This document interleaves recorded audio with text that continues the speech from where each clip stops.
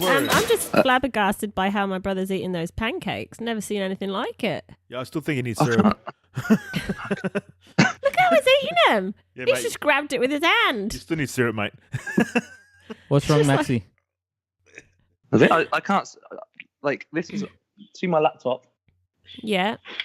At the moment, my phone's like, the camera's here, so I can Yeah. see, you can see me, but I can't see you. So I just wanted to see how Alex was eating his pancakes, basically. Oh.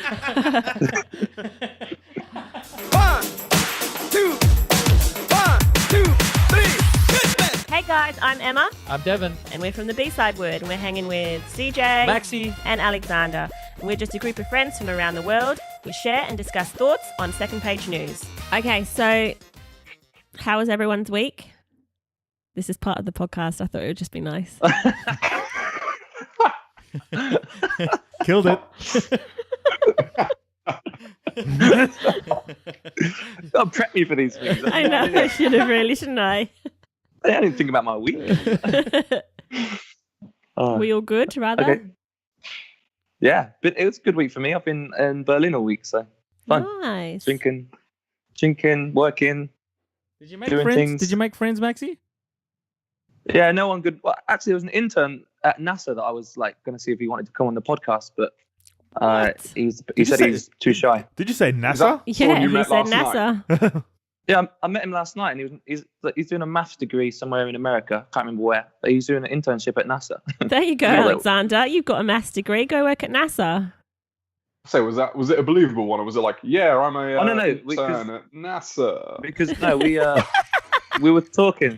We went into it. I got a friend who works at like the UK NASA, not the European NASA. What's it called? Like European Space Agency, the ESA. Oh. So we were comparing notes, and he was going through it. So unless he's like very good on the spot, then I believe him. It sounds like Catch Me If You Can. Yeah, could be Oh good. my Another God. Catch Me If You Can It could be a scenario. good lie, mate. All right, That's Emma. crazy. Let's go.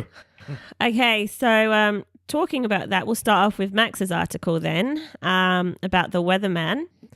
Max, did you want to say your article? Okay, yeah. So I was just having a browse through like articles this week, and I saw one where there's like a news reporter, and he's standing. I'm not sure where the location was actually, but which isn't good. But it's basically there's like a hurricane, or they claim there's a hurricane, and the news reporter, as he's talking, he's got his like feet really planted, and he's leaning as if the wind's nearly blowing him over. But in the background, there's just people walking around like as if nothing's happening. You know, That's not enough crazy. wind to trouble them, and it's just about how much are you meant to exaggerate a news story before it becomes a lie, basically. That's my what I'd like to know Talk from you about- guys. I think that was in North Yeah. Carolina. There you go. Yeah. Yeah, so Was that in I had a look at the Florence? video, yeah, and he's like struggling so hard, poor guy. And then literally 2 teenagers, and this is what the tweet said, something about how can 2 teenagers nonchalantly walk past in the background whilst this guy's struggling? It doesn't make sense. But yeah, it proves that What? everything is that journalists can over exaggerate. But if you look Whatever like they further want. down the article as well, there was another images where like there's a flood, and then the news reporter like is in a boat with 2 people from the side of the street, but then standing next to them, if you zoom out of the shot, there's somebody, and the water only goes up to just above his knees. What? No one uses a boat in that situation, but they trying to make it look like it's like much worse than it is to sell the story. He had really So it's, expensive shoes and he didn't want to ruin them. Yeah, maybe. That's the one. You know what? I looked That into kinda this. reminds I me of- looked. Oh yeah. I'll say it kind of reminds me of when you see like they're going to a protest or something like that, and they're looking at all the big crowds, and then you pan out and you realise that they've just gathered the only people there. It's about into the 20 one or shot. 30 people. Yeah. Yeah. That's crazy. No. So it's just like when do you consider it like a lie? Because the thing is, it does have some effects though, because then people then empathize with that and think, oh, I need to go and like help people up there when they might not actually be in trouble, and then their attention's like moved to places where news like to set a story. Do you think people You are know what I mean? aware of it now? Like the fakeness and like stuff is just made up. Like what is it? Fox News in America is just like just one-sided crap about Yeah. just Yeah. they just put their point of view across. Do you think it's just people are aware of it now? I don't know, because if I saw that news story, I wouldn't question it. I would sort of take Yeah. it as, I'm not going to take the time to look into like the Yeah. details, because for me, it's not affecting me too much. But I will, in the back of my head, when someone says about it, be like, oh yeah, there was that hurricane in America. So Well, what's then- interesting so- is there was this article done in by Cardiff University, and they basically found that a lot of I'm sort of trying to ad lib. What do you call? Ad-lib, correct? Basically, they found that. Let me go up on my thing. They cut that out. Basically, they found that press releases or papers. Oh, hang on. Wait, because I've just done the wrong bit. Hang on. Alexander, what was your point? Let Emma do some research. What was your point? I was going to say, how far does does the effect actually have to reach? So, for example, you're talking about how we would perceive the news of the hurricane. The people who that's important for are the people in the area. And if they're watching the news and they see that, but at the same time they're outside or they can see outside and they're like, it's not that bad, then does it matter? So something like that, does it matter who it affects in that way? I think maybe that one specifically, but there's a lot of sort of very small niche movements that you would normally look down on as like they're just like stupid like bunch of friends that are trying to like put their point across on TV. But then if someone like the BBC in England, like a massive news outlet, then walks up to them and makes it look like they have a lot of backing, it then gives them more attention than what I think they deserve. Does that make sense? Yeah. So if all of a sudden you're starting to, because it's one of those things where we're talking about, you go on the news and it's all about trying to have that balance. So you have like a scientific expert talking about evolution, and then you got the leader of that lunatic party, just to balance it out. But it's not actually really balancing it out, if you know what I mean. Like we're given the news because they want to make a story and they want an argument. They will always just bring down the people that are making like valid points in some ways, and bring up people which just make controversy and good TV. And then it's like, I think if you watch the news, you just get a poor representation of what the world actually is. This is why I heavily stay on Twitter. Twitter? Massive, huge, because Twitter's the best news aggregator in the world now. And if anything comes out, like, let's just be honest, every news outlet is biased to one side or the other, no matter which country you're in, what news outlet you're looking at, they're all biased to one side or the other. But anything that comes out that's biased or false information or anything like that, on Twitter, you find out very, very quickly. Like, it doesn't get past because of the sharing habits on Twitter. That's the premise of Twitter, is something happens, whether it's news or sensational or whatever like that, and then you see the shares of that, you see the shares of people's reactions, and then people's reactions to those reactions. Like, that's all it is.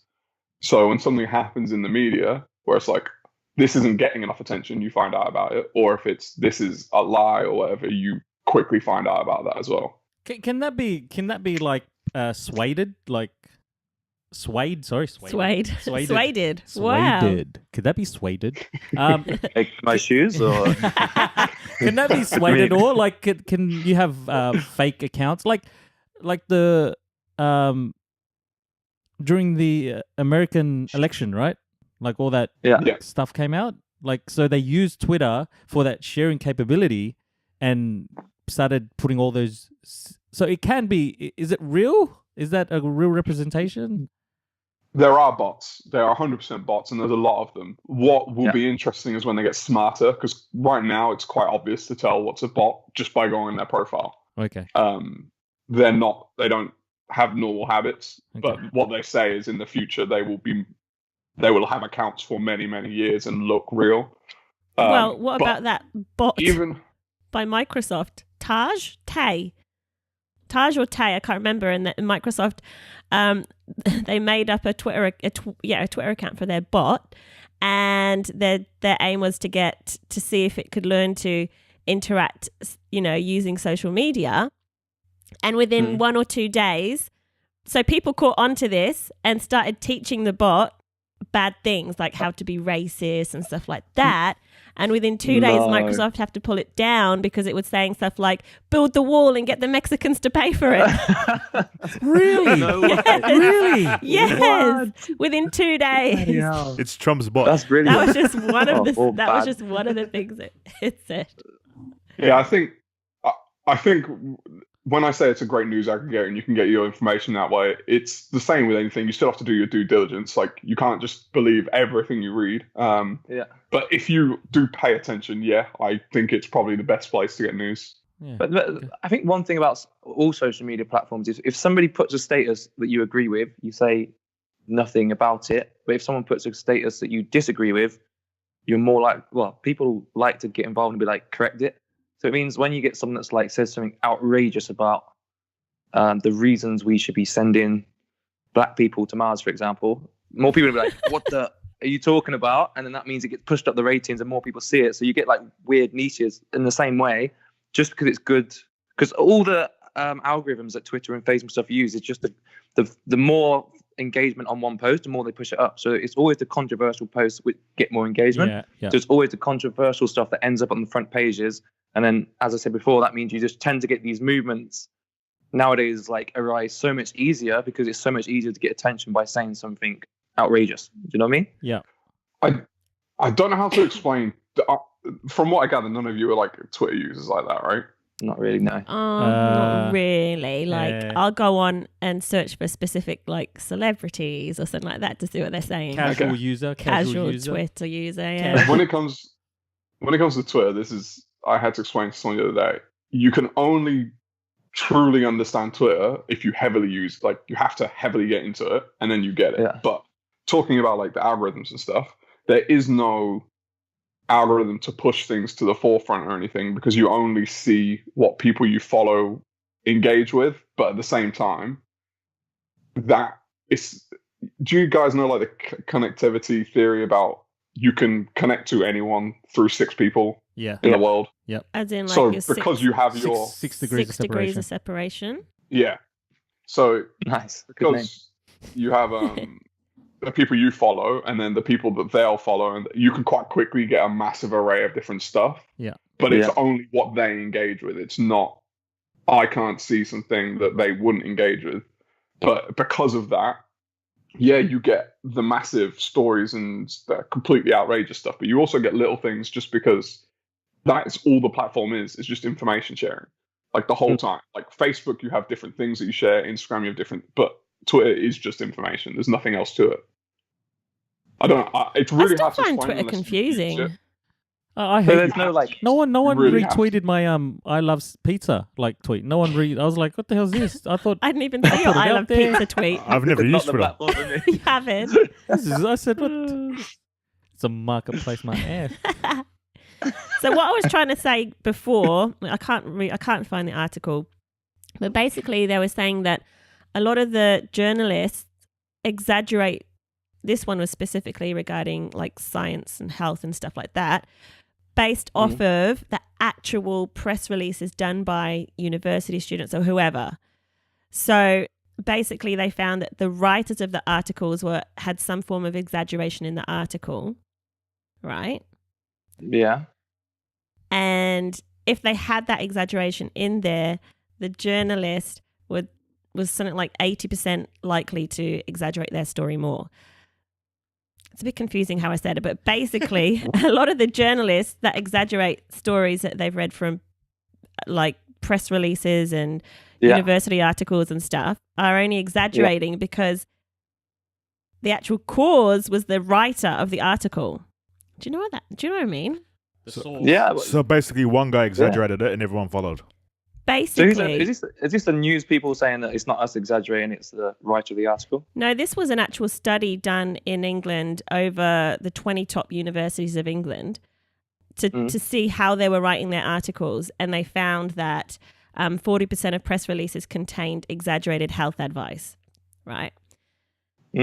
So 33% of them contained exaggerated claims about cause and effect, and 36% contained exaggerated inferences from research on animals.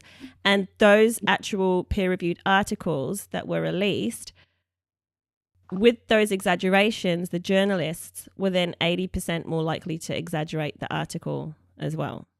But if there was so no they take exaggeration, the exaggeration and exaggerate even more. yeah. Oh, okay. Because when an exaggerated like scientific article published by a university, is it exaggerated as in they took the results and then made them like worse or better, whatever it is, or is it that they just on that test they got skewed results? Do you know? I don't know. Apparently, there's three types of inflation. So those that give direct advice to readers when none was suggested in the original research paper. Those that exaggerated cause and effect when the link was only an association. Yeah. And those suggesting that the findings were applicable to humans when in fact the study was only done on animals. Okay. So like that middle one where it's like it was those that exaggerated like cause and effect. Yeah. Yeah, like if you do tests enough times, like on one of those times, just by the law of like large numbers, you're gonna get a relationship which isn't a relationship. And as a scientist, it's your job to publish that just to make sure that other scientists can then look at it and say, oh no, we've done it 20 more times and that's not the case. And then what happens is journalists will then go in and say, oh, these are all boring. Oh, look, there's one outlier. Let's take that and we're going to exaggerate it. So like in the science community, we encourage people to publish the ones they think are bad, just to make sure others can learn from it. But because they've been published, it's a good time for people to, like journalists, to pick it out and say, if you eat cheese, you're 250% more likely to get cancer, for example. Which you read crazy things all the time. That's why you get such conflicting information, like cheese, eat chocolate, eat cheese, drink one glass of red wine a day is good for you. Actually, it's not. Yeah. It's constant. Yeah, isn't that's it? why like the whole fact check thing now. So when you talk about this fake news cycle that's going on and that, your first instinct, if you want to, is to fact check, which would be go on Google, type it in, see what comes up in that. But then, even then, the same thing. You might pull up articles depending on how you Google, depending on what kind of articles get pulled up, by the phrasings you use. Yeah, and then they could also lean towards something that's not true. So even fact checking now becomes extremely difficult because that's what we had a problem with before, wasn't it, Dev? What? He was like, I can't find any articles that relate to this. How would you search it? And I typed it in straight away and got a bunch. And he's like, how did you get that? But it's just how you phrase something. It's like, I can't tell you what I actually typed in because it leads on to the other article. But I was like, this is why I gave up uni. After one semester, I gave up uni because I can't research anything, and every time I research stuff, it just goes into other things. So I gave it up. So funny. Can we just have a quick pause there because I forgot my charger and my laptop's about to die. One sec. Okay. You guys are a little bit too close. Okay, so. I'll put you into the camera, but yeah, probably a bit of both there. A bit of both, mate. Okay, so I've got I reresearched right. Max. Oh. Sorry, Max was like at any moment. His wire is swinging. Any moment, our mum is going to break into the bar. I've had enough alcohol for the rest of the year, to be honest. That's why my voice is a bit. I haven't had any in a while. Today. Yeah, me neither. So I woke up in a. Okay. Like where what in a what? Yeah, I wake up in a. Crack my neck. Because your imagination can make it so much worse. All right, Maxie, you can't talk. So where did Maxie end up? I'm not sure. Oh my god, too funny. Okay, continue on. Did we set a timer, by the way, or no? Alexander? Yeah, I've got one running. How long we got? Okay, yeah, cool. All 7 minutes left. 7.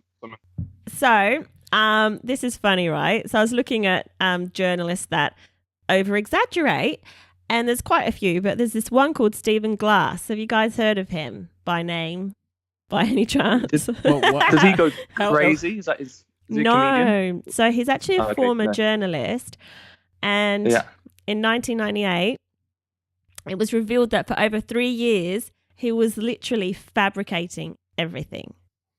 So he was fabricating, he was inventing quotations, sources, and events in articles that he wrote for the magazine that he was writing for. and until he was eventually found out. Have you got any like examples of what he says? Oh, so basically a lot of them were entertaining and stuff, entertaining, but some of them based completely on fictional events, and some of them seem to endorse like negative stereotypes about ethnic and political groups. Yeah, crazy. So some of them had like a massive impact. Anyway, now he works in a bloody Beverly Hills law firm. No. Literally. He actually got his in New York. He sat his bar and passed. But then, even though he'd passed, they pretty much said, "Oh, I don't think you can work." Like, I don't know how he passed, but they said, "Nah, I don't think you can.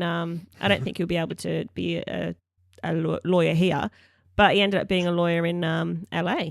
Because when you do the bar, that's an ethical and moral. Right? You have to. Isn't that why you pass? We know that from the TV show Suits. I base it all my facts are Everything that we base off is off of TV shows, isn't it? 100%. Wow. I just couldn't believe it. Yeah, so he was just one example, but 3 years fabricating stories. Oh, and they based a TV. They actually was a movie was based around this guy. Is it? It's called Shattered Glass. Oh, yeah. Shattered Glass. I think so. I could Not be quite wrong. the same as Unbreakable. I could be wrong. I know that, Mr. Glass. That just made me think. I wonder how many people or journalists, especially in this day and age, trying to get it out quickly, base their sources are other people's articles. Like, just no deep dive research. They just see one thing and then they rewrite their own article about it. That's what we do, isn't it? Really, we're just doing audio that here right version. now, are we? We just see one article and go, "Yeah, but we're not claiming loser." Literally what we're doing. That's the whole podcast, mate. 5-minute warning. Okay, but yeah, no, I like actual news outlets and that. I've seen. You think that they'd have to be careful, but I'm sure there's people. there are laws they have to stick to, isn't there? There's Yeah. There's someone I watched it, Philip DeFranco, and he mistakenly put out news due to bad sources and whatnot, and from that he's repealed what he said. But lots of news outlets have put out what he said. No way. wow. No, that sounds. But I saw. My dad was looking at writing a book, and then I thought I'd help him out, like look Oh at wow. like rules to make a book. And this is just, you'll see the link in a second. But on the first point, it was like, don't let facts get in the way of a good story. Like if you write a book about that's anything. an old saying, yeah. I've not heard of And that. I think it's exactly the same with news stories. They just say, don't let all the facts get in the way of a good story. Like, here are the facts. Let's make a good story around it. And then, the core message might be a fact, but the rest of it's just like boosted up. Like there was a storm in America where this article come from. Like, yeah, there was a storm here. Let's exaggerate it enough to make it a good story. Because otherwise they probably got there was like, this is going to be boring. If I just stand in a wet like road. They probably had a massive commercial fan pushing the wind. Can you imagine the guy who was like, so what do you think I should do? He's like, okay, just get down like this. Just make sure you start leaning into the wind. And then no one told him he was leaning the wrong way. Like maybe he was looking on the feedback on the screen like a mirror, He's like, which way am I gonna move? Oh my god. Was he actually in the right location? Or was he like moving somewhere safe, trying to make it look like he's there? Where like maybe like 20 minutes down the road it's actually happening. You know what? And he's in a safe location filming. Those teenagers were wearing shorts and like shorts and flip-flops or something as well.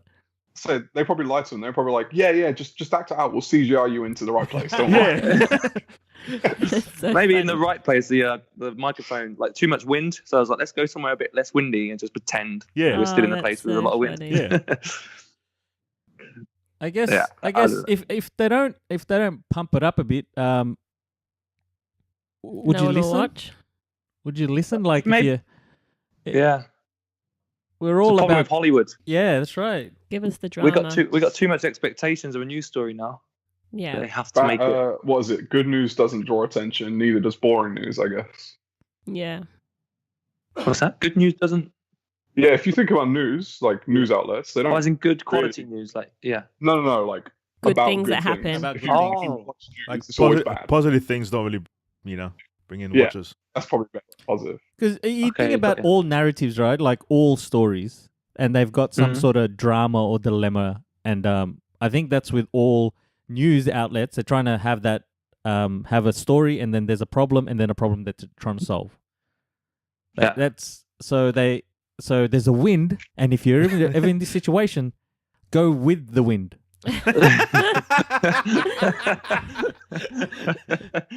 I guess.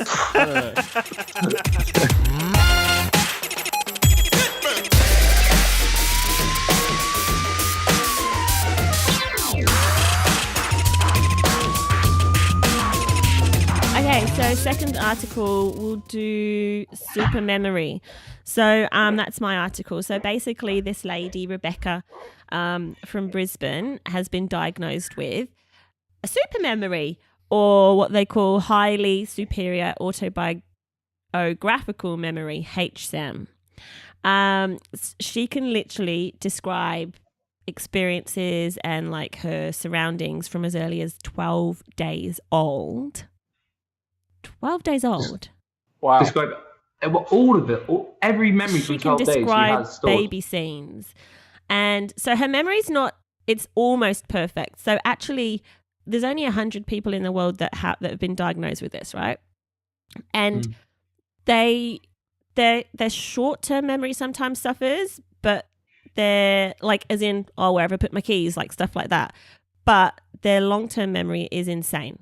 Yeah, it's different to the photographic memory, and different to like when you do, those memory sort of world challenge type things, and you train your brain that way.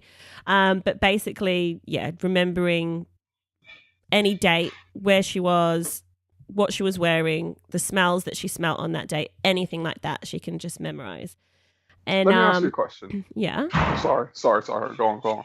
No, go for it. How do you test that? I could tell you every memory I've had since I was 12 days old. There's no way you could. So basically, they have a combination of testing it against. Since she was 12 days old, or she can remember 12 No, days back. she can describe baby scenes from as early as 12 days old. No. Yes. No way. I thought you said she had like a 12-day period where she remembered every single thing.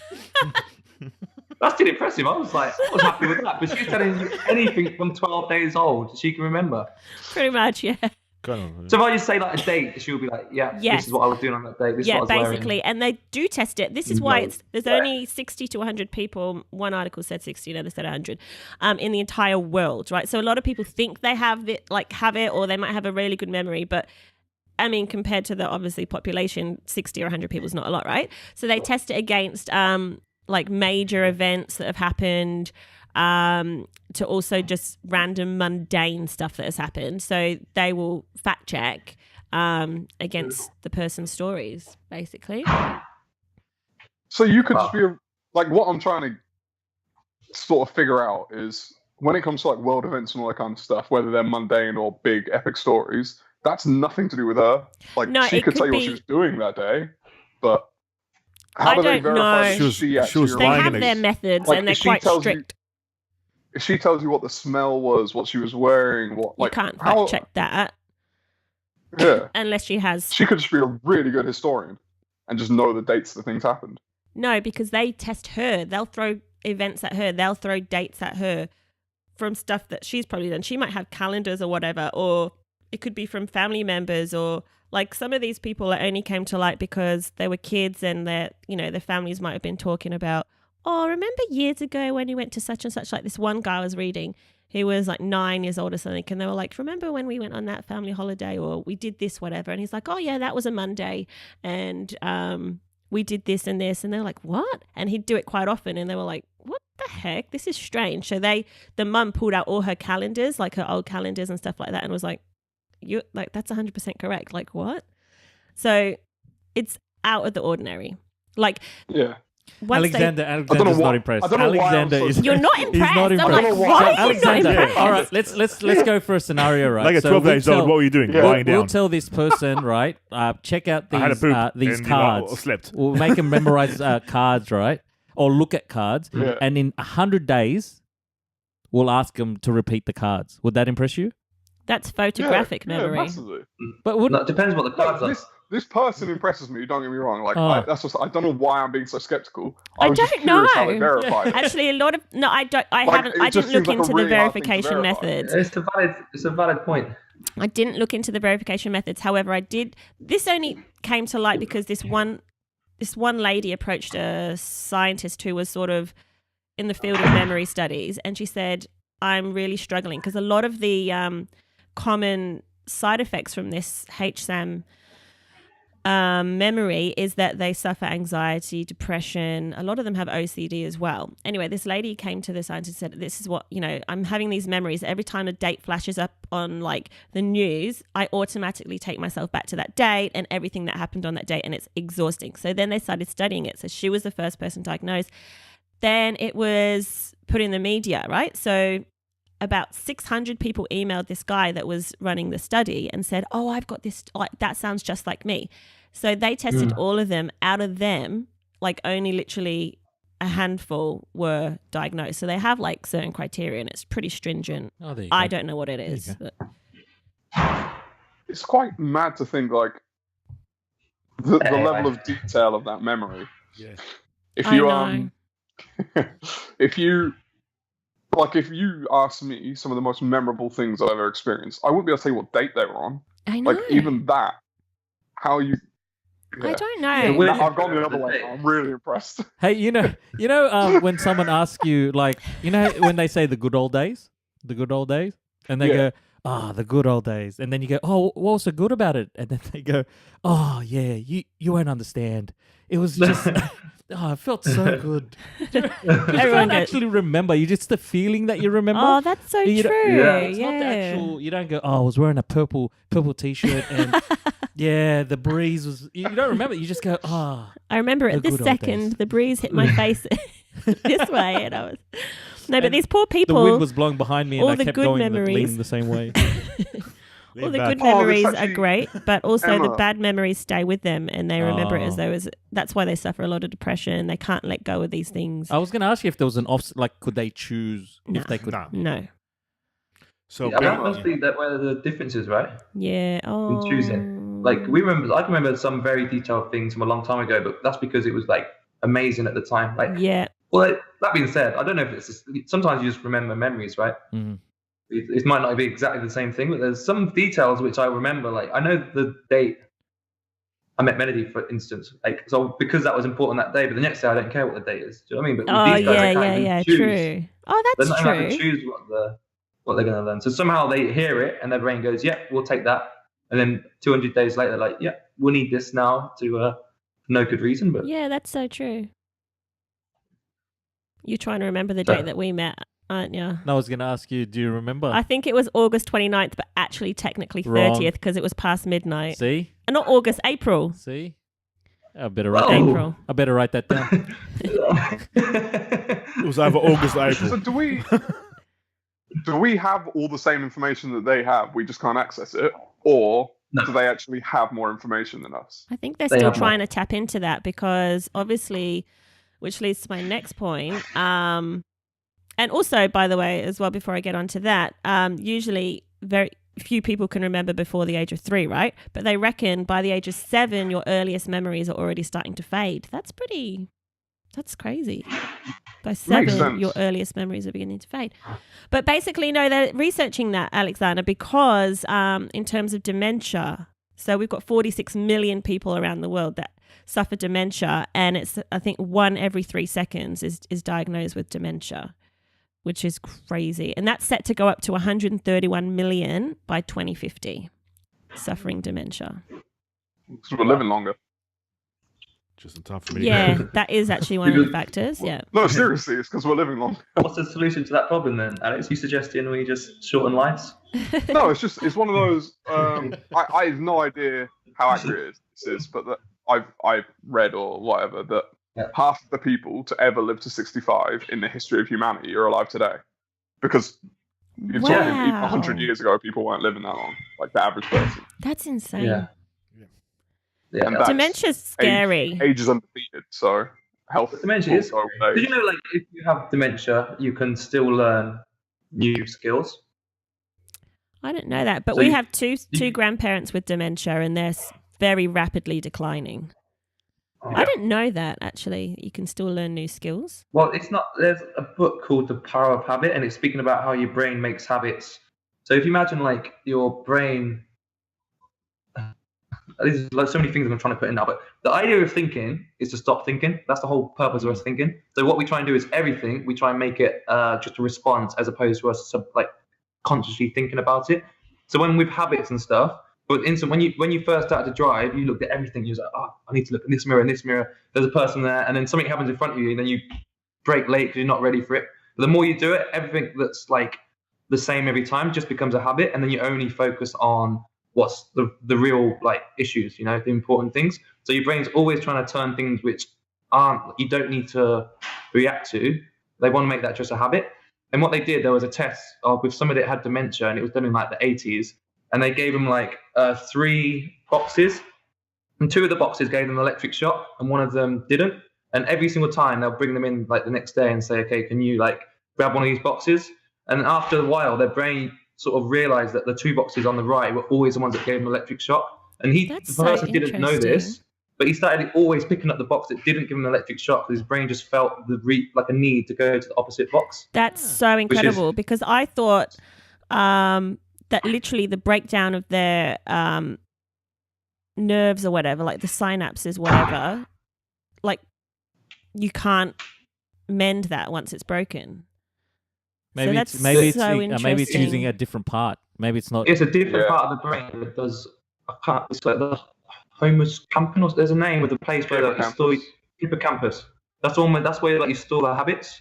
Oh, so it's like habits, not memories. Yeah, it's habits, but the memory and habits are different. So what we're saying is like the things you access as memories is like your frontal cortex decides what you need as memories, but then it can't then retrieve memories, or it can't like write a new script. It can only use but it can retrieve menus, but it can't write the new script. Yes. So it still goes through, but the part of your brain which stores the memories isn't able to write the script anymore. But the habit section is still able to, because that's your instincts. That's how you get by. That's how you. That's crazy.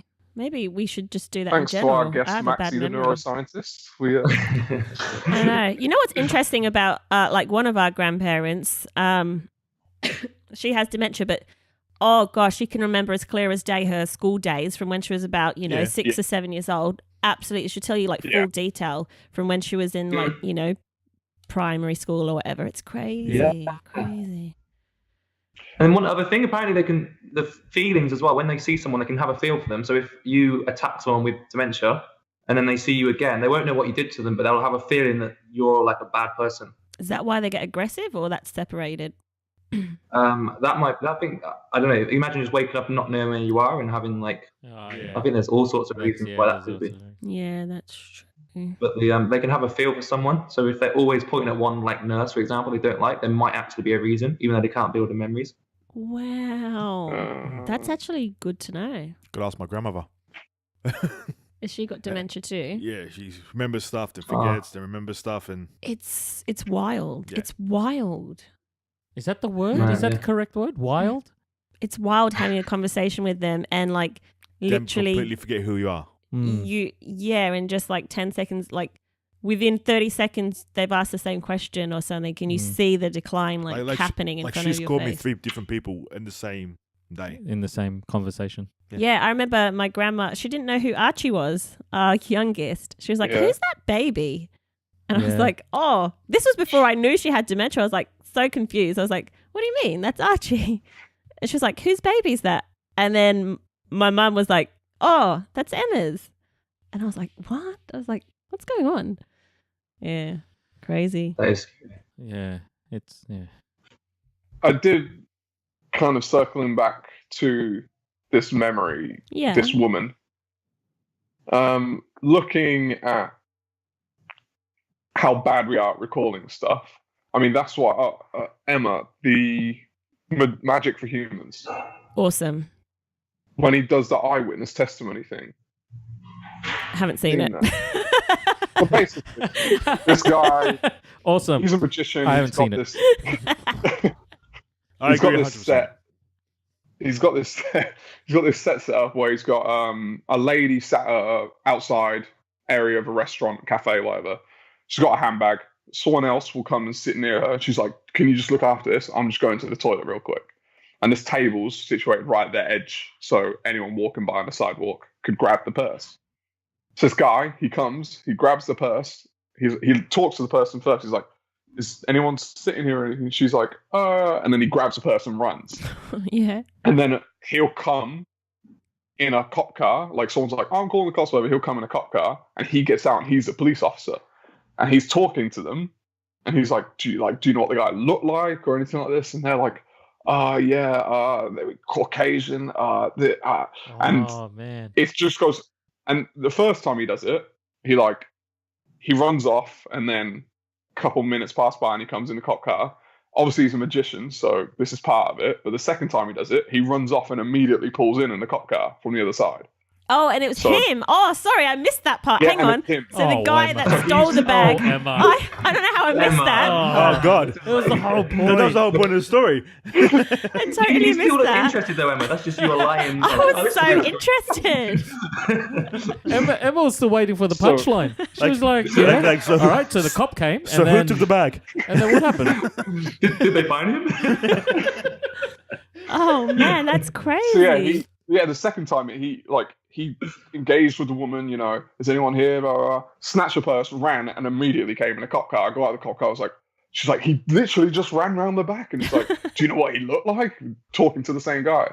And his point was to prove how eyewitness testimony is the form of evidence used more than any other form of evidence to incriminate people. Yeah. And it's also extremely unreliable. Yeah. But it just goes to like that memory side of stuff, how she can remember so much detail, and we can't even remember seconds later the detail. Yeah, and people are so suggestive with that recall of eyewitnesses. Hey, that's crazy.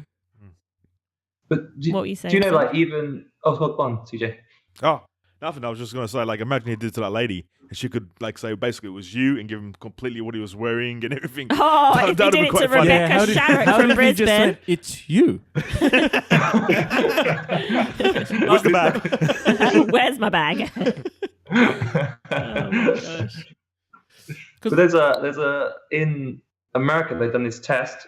Always America, right? But I think it's part of the CIA thing where they do like facial recognition, and they say when you see someone from like one side and then you see them face on, you kind of just register it as a pattern as opposed to what they look like. You kind of say that it's the way we recognize people, which is why we recognize you'd recognize like Caucasian people recognize Caucasian people better than Chinese people recognize us, and the same vice versa, because we look for things that are normally different.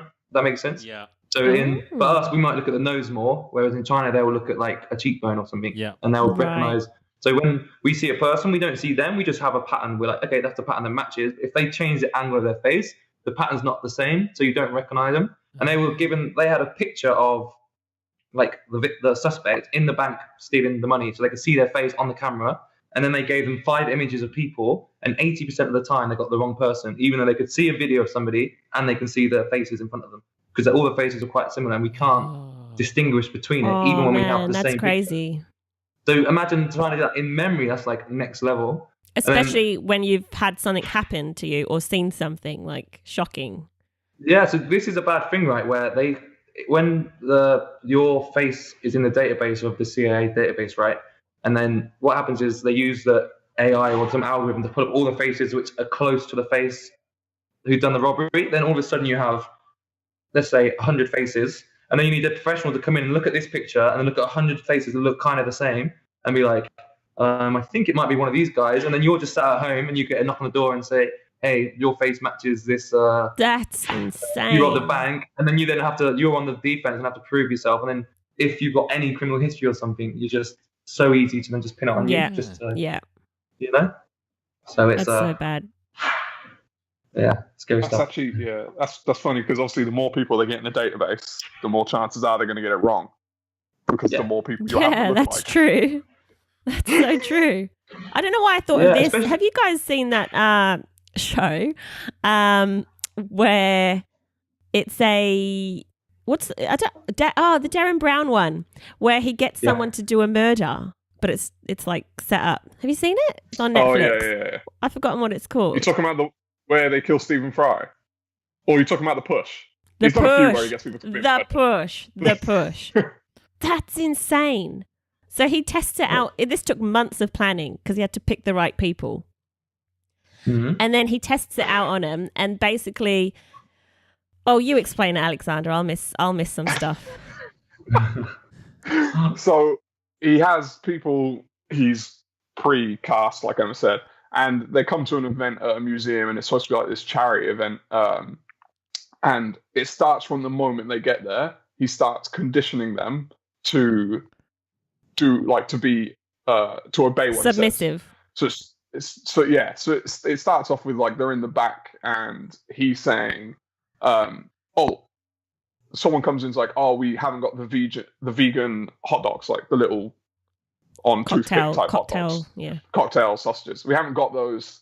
They're not here. What are we gonna do? So that person leaves and he's like, just take half of these ones and put the vegan flags in them. Like no, just like little things like that, and it ends up like activity builds up to the point where they have a dead body. Someone's died during their time there. A fake dead body. They've got, and they do all this stuff trying to cover it up, and then later realize that he's not dead, but they've done all this stuff, and he was aware that they've like beat him and put him in a case and all this. Because they beat him when it was what? Yeah, they tried to make it look like he fell downstairs, so like beat him to make the bruises match and all that kind of stuff. We can't say he died by falling down the stairs. He's got no bruises on him. You're going to have to kick him so he has bruises. So this guy's lying down there getting kicked and saying nothing. But by then he's a dead body. By then they replaced his body with a fake one. I thought it was like an actor or something. I'm saying he's a good actor. I would at least say ouch. So,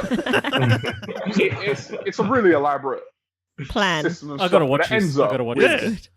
What is it called? It ends up with the guy being on the roof. He's not dead. He's now conscious, but he's obviously upset with what's happened. So Darren Brown suggested to the person, you know what? Like, look, he's sat on the edge of that scaffolding. Just push him off. Like, it'll look like suicide kind of stuff, and everything will match up, and it'll be fine.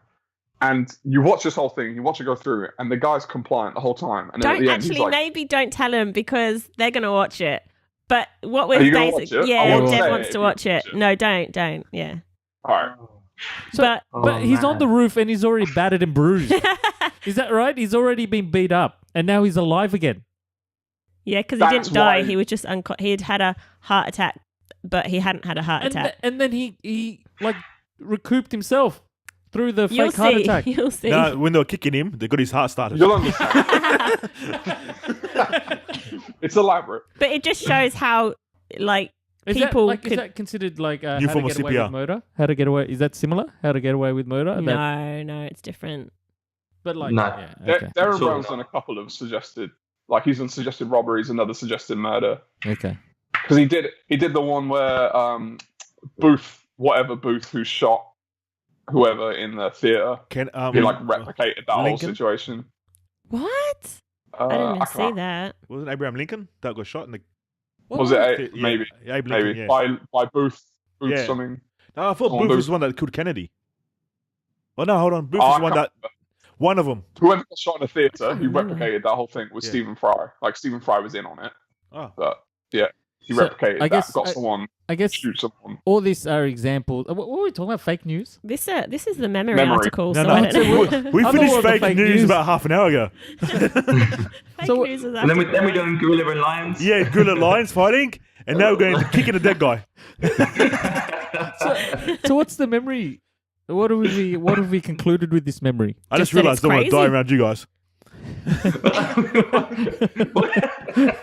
There's no conclusion to the memory. It's just that imagine having that memory. Is it a burden or is it, a blessing? I think it's when a bit of both. When you think of a job where you will be much better off with that. Ooh. What do you call it? It's not an illness. What is it? It's with that condition? Highly superior autobiographical memory. You think of a job where that'll be like as a detective maybe or Sherlock Holmes.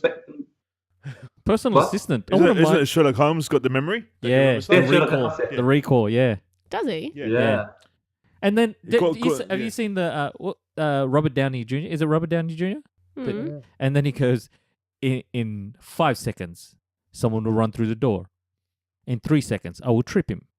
In 2 seconds, I will punch him in the nose. Have you seen that part? No. On what? No. Is it Sherlock Holmes? Oh, That's a Sherlock Holmes one. You guys would have gone to the movies together. Oh no, he's a bit different then. He looks into the future, doesn't he, Sherlock Holmes? Yeah. Yeah, And he's able to assess what you're gonna do before you do it. Yeah. Assess. Yeah. Yeah.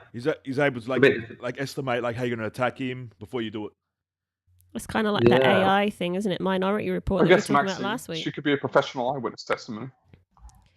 Yeah. She just has to be at every incident. Every case. Every robbery, she's there.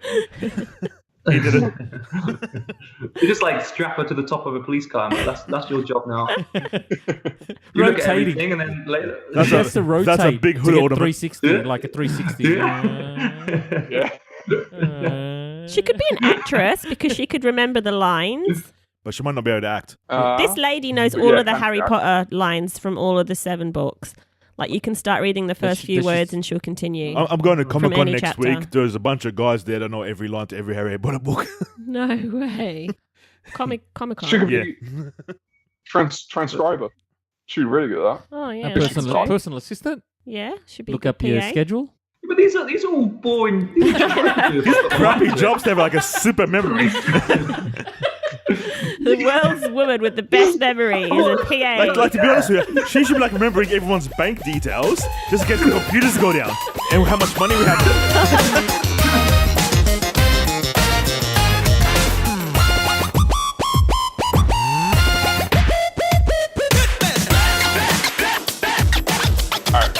Next article is Dev's article about Cathay Pacific. What is it, Dev? I didn't read the article. Right, Cathay Pacific. But it's your article.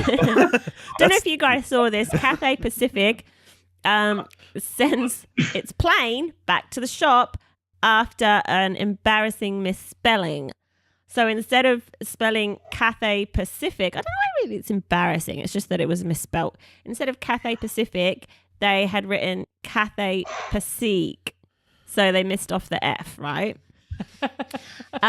So some travelers are the ones that spotted the mistake. Don't know how that happens as well at Hong Kong, and so they had to take it back. But they put out quite a funny tweet saying "back to the shop" or whatever, you know. Quite a funny tweet. Yeah, pretty much along those lines. Hilarious.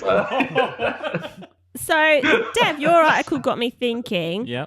What have other companies done that have, what mistakes have they made that have been funny or whatever? I came across one. Well, I came across a few, but so Coke is an example, right? So they were trying to. In 12, he's got that memory. He remembers. They misspelled Coke. He remembers Coke. So basically, I think they were trying to launch or trying to, brand themselves in China, and they thought, let's try and write this in Chinese. So they wrote what they thought said Pepsi. Huh? What? It's Coke. It's Coke. Hang on. Pepsi. It's Pepsi. So they said Pepsi brings you back to life in Chinese, Mandarin, I don't know. But it didn't actually say that. It said Pepsi brings your ancestors back from the grave. No. Yes, and this was like a massive marketing campaign. Pepsi sales went up. It got through. Yeah, until someone alerted it was being them. poured in graveyards everywhere.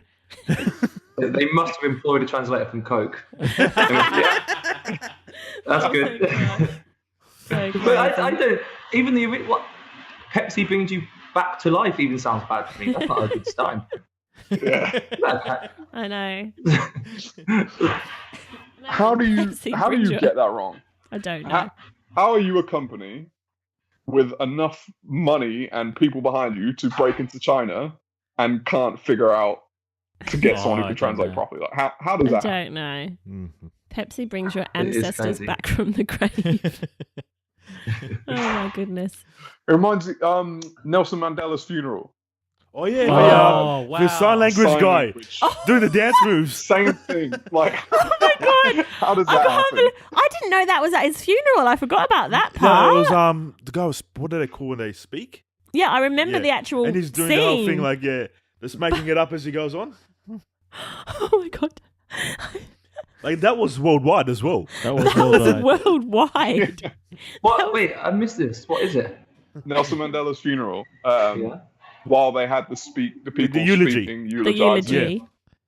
Yeah. they had a sign language person there who doesn't know sign language, so was just He was making just it up. Like, No. He was doing dance moves, basically, like Like- he was doing the YMCA. on the stage, being broadcast around the entire world.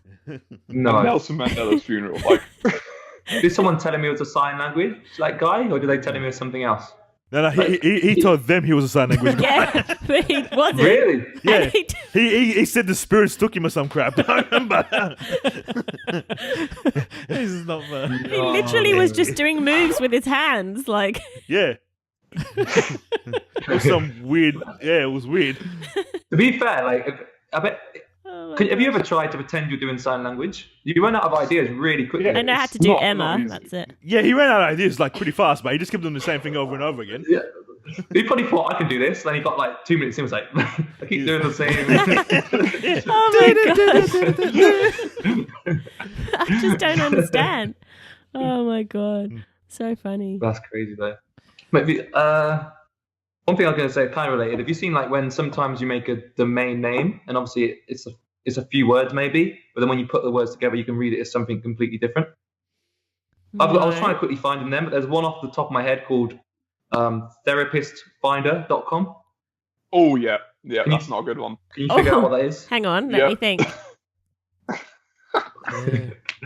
The rapist. Therapist. The rapist. Yeah.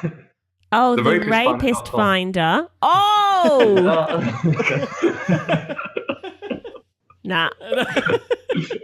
But I don't know why you just made me think of how we can read words when there's like heaps of letters missing and stuff. I don't know why that jumped to my mind. That's crazy, hey.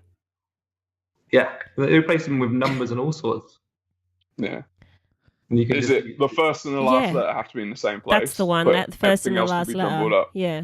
But it's not just that, because that was like the initial thing.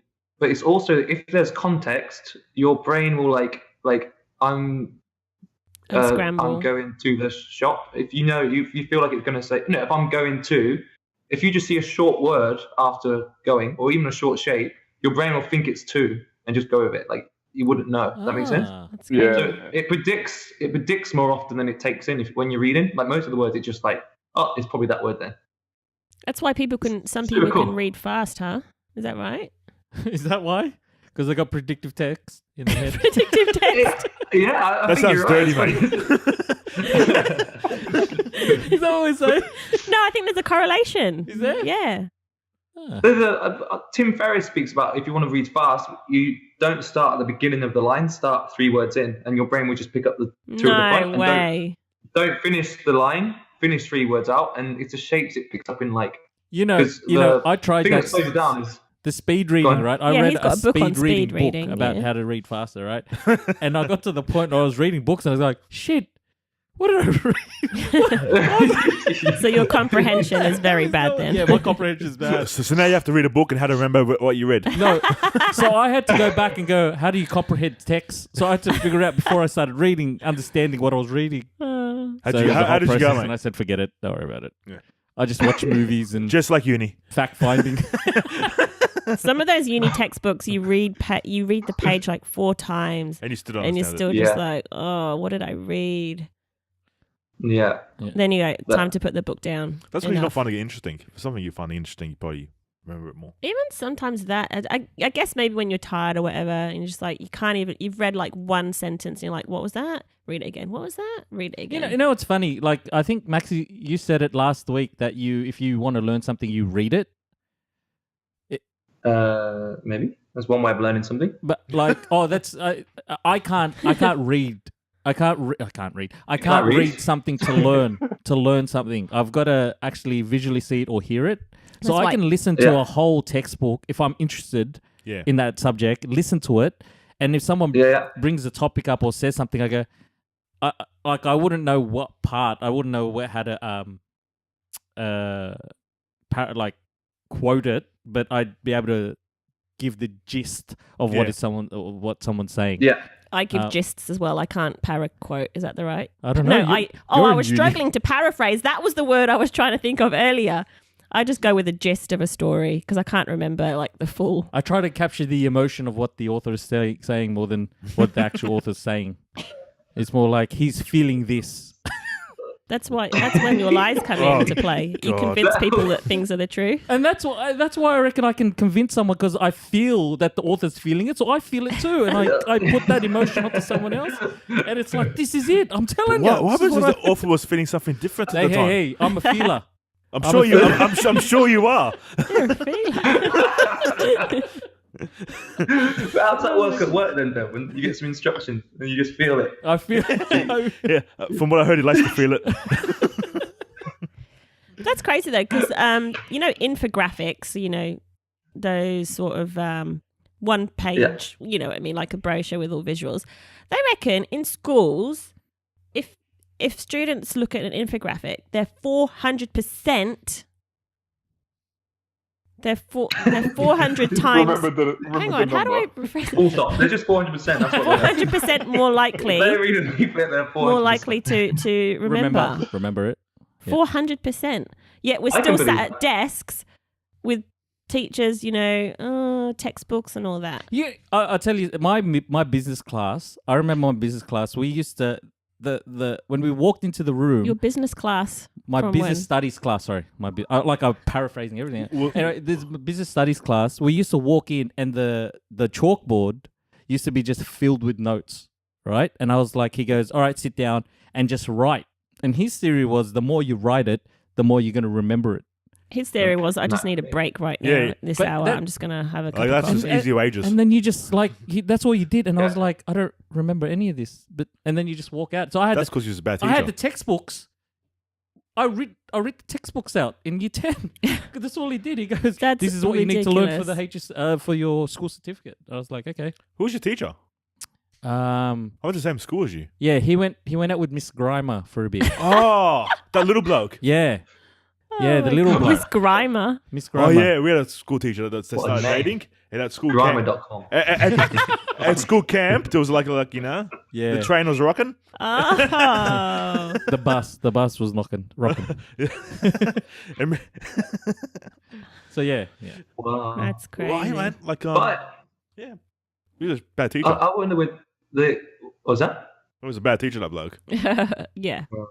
But I wonder though, I've heard before as well, like when you're writing notes, if you want to really remember something, get a different pen and write in that colour and then carry on writing in your normal colour. So I wonder if school was only informatics, they wouldn't stand out as much anymore because you think back to, do you know what I mean? Yeah. If you think back to something that's different, it stands out more on that day and you remember it. So that's why it's so much better. But if it's only pictures all day, you'll be like, what picture? Like, I remember a lot of bars, but I can't remember which one was for which. That's like when they first put signs up during school hours, and to drop the speed limit. So the normal speed limit is 60 kilometers, and when you pass the school, it drops down to 40 kilometers. And they started to put these signs up to let people know, right? Yeah. And then after a while, people got used to that, and then they were just going back up to 60. So they put these lines on the road, so people saw the lines on the road and they said, okay, I got to drop down to 40. So people got used to that. Now they've got these flashing lights to warn people that it's 40 kilometers. So I get what you're saying. Like if it's the norm, then it's just like you forget about it. You forget about it, and then you just go back to your normal habits. And Ernest, they now use police officers that got booked last week.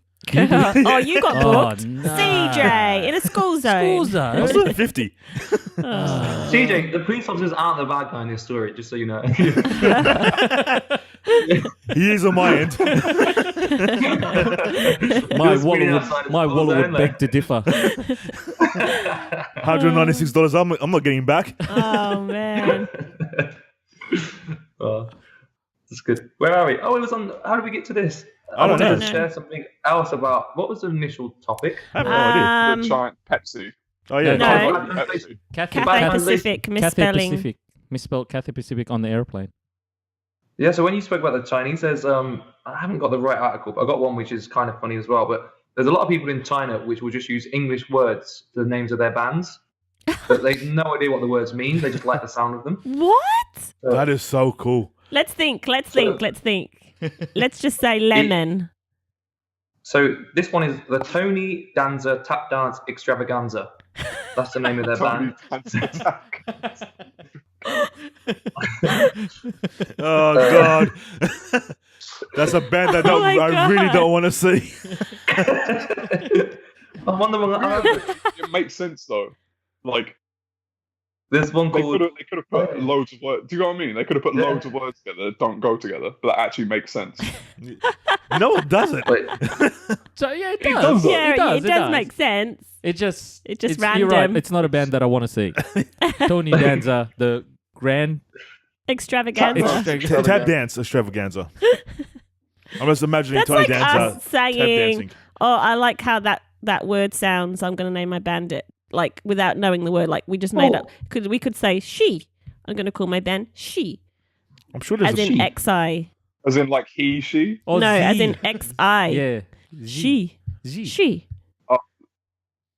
And I don't know what that means, but it sounds cool. When people get tattoos in Arabic and Chinese and stuff. Yeah. Take look at you like, I don't like the shape of that. I'm going to change it to something else.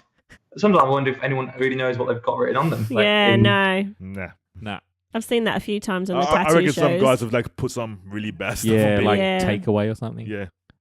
I did see a tattoo artist actually comment on that, and he said, this is like a world-renowned tattoo artist, and he said, to be honest, as long as it means to that person what it means, and it doesn't really matter. And I was like, it's a really loose way of looking at it. But I guess.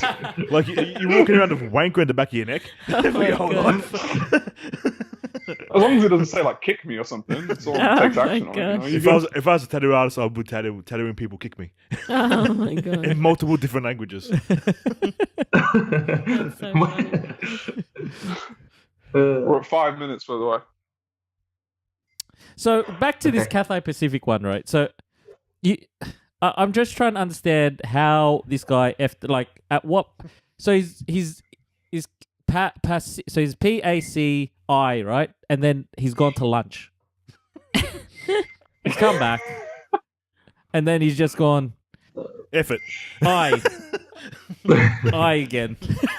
Or he's got like 5 minutes left of his shift, and he's like, "I'm out of here," and he just, Or there's a person for each letter, right? And this guy's like, "Oh, F's taken too long. I'm gonna put my guy back." So there's a guy, you know what I mean? Like, there's a person that does one letter. Yeah. And he's I'm getting the F out of here. Yeah, the F guy. Where is he? But I don't understand how they wouldn't see it when they've done the job and they stand back, which you would usually stand back and go, "Oh yeah." Yeah, like. And why would it take for a passenger to notice it? The fact that it's written in big letters on a big jet and no one noticed. Where was this misspelled? On the aeroplane. On the side of an aeroplane. Was there a space with an F, or was it just... No. There's I. space. They got the F out of there. But then someone said maybe it wasn't as unintentional, and maybe it was just like a little media sort of publicity stunt. Yeah, I wouldn't be surprised. Possibly. Like Tekashi 6ix9ine guy. That's boring. Let's pretend it was a mistake as well. Yeah. That's a shit narrative. I want to figure out. I wanted all the solutions of why it was a mistake. Yeah. Would it be getting the letter F, and I was like, should we just, Would it be the person putting the letters on, or would it have been the person sending the design through? Like, with the person putting the letters on going, they've misspelled this. Not my place to tell them. That's not my job. Yeah. This is the thing. If you get like a billboard or something made for an advertising company, they offer you an option to pay extra to get a spell check. So if you send something through and it's spelled wrong, but you haven't paid extra, they'll be like, well, they don't want to pay us the money. We're not going to give them a free service. So they just slap up a board with a completely misspelled. This might be one of those. They send it through on like just a.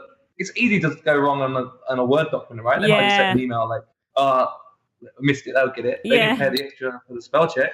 Oh my gosh. But imagine they sent it through on a proper header, like with Cathay Pacific header, like a piece of, and then they've gone, please write this on the side, and they're going,